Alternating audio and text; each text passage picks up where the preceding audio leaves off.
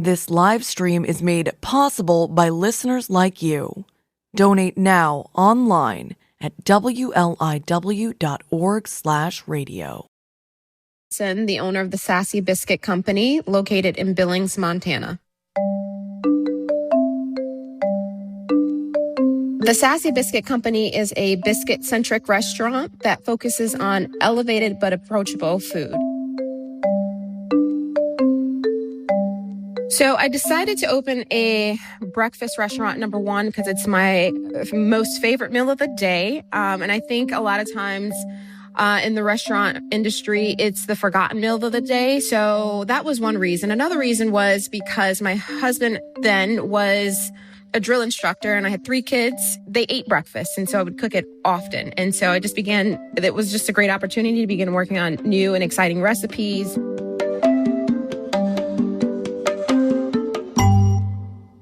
So as a military spouse, you're constantly moving, you're constantly adapting. And so I knew within 3 years, the likelihood of us still being in Billings would be slim. So when I opened the business, I developed it from the perspective of scaling up. Within 8 months of opening, we had a few different offers to expand in different states and locations. It wasn't until the offer for New Hampshire came through that we decided to act on it. So what happened in New Hampshire, unfortunately, we ended up shutting our doors in December of 2023 with rising costs in utilities and, labor. We just couldn't keep our doors open. And so unfortunately, had to make that hard decision to sell.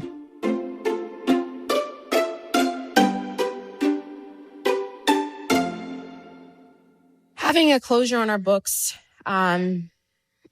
is not good for any business. There's so many obstacles as a business owner. Then we add the fact that I'm a woman, and then we add the fact that I'm a Black woman. I didn't want the closure to add to that list.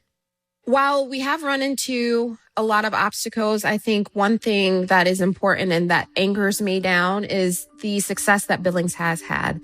The impact we've had on our community.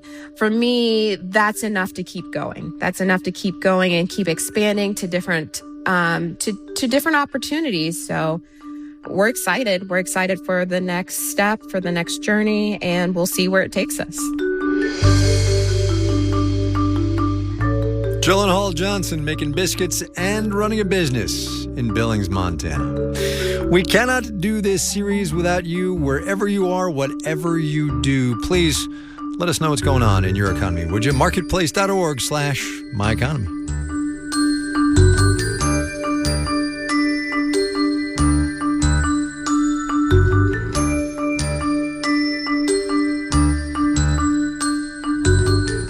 There are tens of millions of people in this country who don't believe Joe Biden actually won the 2020 election.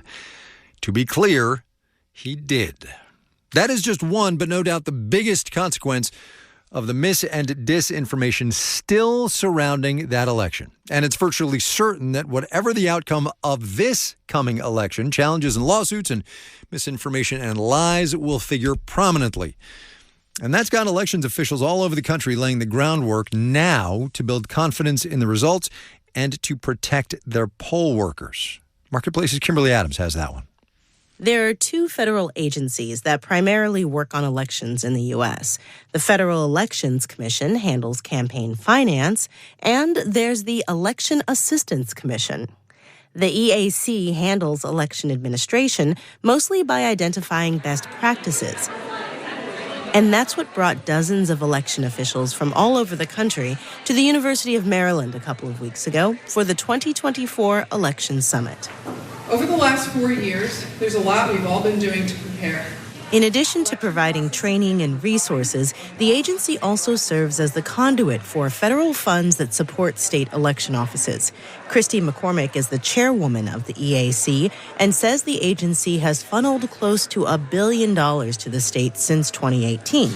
Much of it filtered down to local election authorities, who spent it on hardening offices and putting cameras on the machines. We're talking about security for the poll workers. We're talking about cybersecurity, getting the right kinds of software and tracking devices.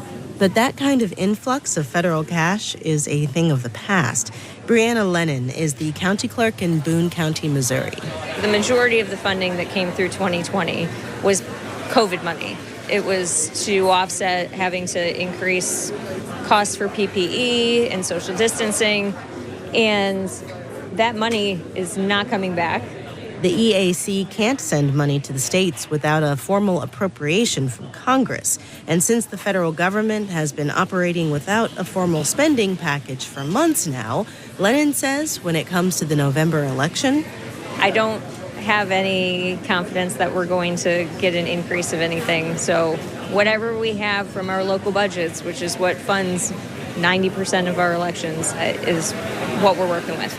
A big focus of what funds are available is security. Christina Worrell-Adkins is director of elections for the state of Texas. The threats that we're becoming more aware of and that we need to prepare for have evolved from those of the cybersecurity nature to something that's more surrounding our physical security. And I think that's just because we've seen the temperature rise.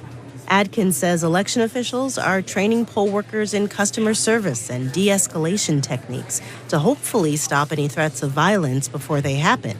Nevada recently invested $30 million for a variety of upgrades to its election system. Nevada's Secretary of State, Cisco Aguilar, says that's an unprecedented amount, but he says it's also important to have additional legal protections. We made it a felony to harass or intimidate election workers and poll workers. Anti-doxing legislation was important. And so we're making election workers feel safe in the environment in which they're working. In addition to security, election officials at the summit said they're focusing the bulk of their preparation on what they see as the best strategy to avoid problems on Election Day: voter education.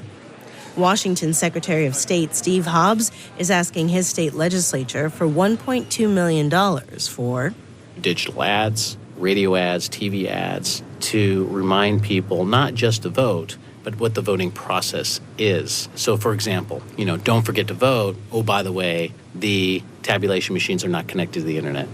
Hobbs and others say those kinds of messages can help prevent misinformation from taking hold by encouraging voters to turn to the folks who actually run elections as trusted sources of accurate information, rather than randos spouting conspiracy theories.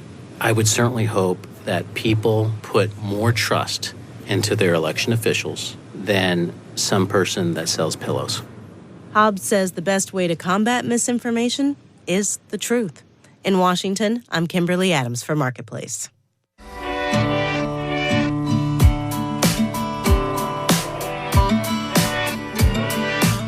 Marketplace is supported by C3 Generative AI, verified traceable answers, secure, hallucination-free, LLM-agnostic, IP liability-free. Learn more at c3.ai. And by Condor Airlines, offering nonstop service from 13 U.S. gateways to Frankfurt, Germany, plus seamless connections to over 100 European travel destinations at condor.com. And by Sonar. Used by millions of developers, Sonar ensures that all code, including code written by AI, is secure, reliable, and maintainable. More at sonarsource.ai. This final note on the way out today, in which $35 or $40 here and $35 or $40 there really adds up. American Airlines announced today it's raising its checked bag fees, $35 from $30 if you do it online, $40 from $35 if you wait till you get to the airport to do it. The Associated Press did a little digging around in the Department of Transportation files and discovered that American had almost $1.5 billion in bag fee revenue in 2022. Our digital and on-demand team includes Carrie Barber, Jordan Manji, Dylan Miettinen, Janet Wynn, Olga Oxman, Ellen Rolfes, Virginia K. Smith, and Tony Wagner. Francesca Levy is the executive director of Digital and On Demand. I'm Kai Risdall. We will see you tomorrow, everybody. This is APM. I'm Kai Risdall. Join me Monday through Friday at 7:30 p.m. for Marketplace on 88.3 WLIW-FM and WLIW.org/radio, Long Island's only NPR station. If you have a local